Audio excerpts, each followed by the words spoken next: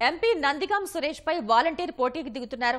బాపట్ల జిల్లా చీరాల మండలానికి చెందిన కట్ట ఆనంద్ బాబు అనే వాలంటీర్ తన ఉద్యోగానికి రాజీనామా చేసి బాపట్ల పార్లమెంట్ స్థానానికి స్వతంత్ర అభ్యర్థిగా నామినేషన్ వేశారు. 5 ఏళ్లుగా నందిగాం సురేష్ నియోజకవర్గంలో ఒక్క అభివృద్ధి కార్యక్రమం కూడా చేయకుండా ప్రజల్ని పట్టించుకోలేదని మండిపడ్డారు. అరాచకాలను భరించలేక రాజకీయాల్లో పోటీ చేయనున్నట్లు ఆనంద్ బాబు తెలిపారు.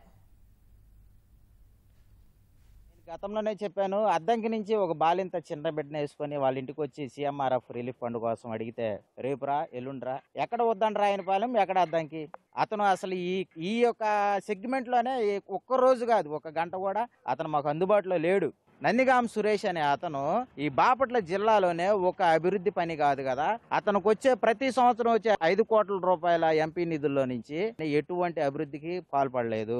అరటి కొట్లో టిఫిన్ కొట్లో అరిటాకులు అమ్ముకొని 200-300 రూపాయల కోసం రోజు అరటి కొట్లు టిఫిన్ కొట్లు అమ్మడి తిరిగే అతను ఇప్పుడు 100 కోట్ల అధిపతి ఎట్లా అయ్యాడు? ప్రజలకు ఎట్లా పరిపాలిస్తాడు?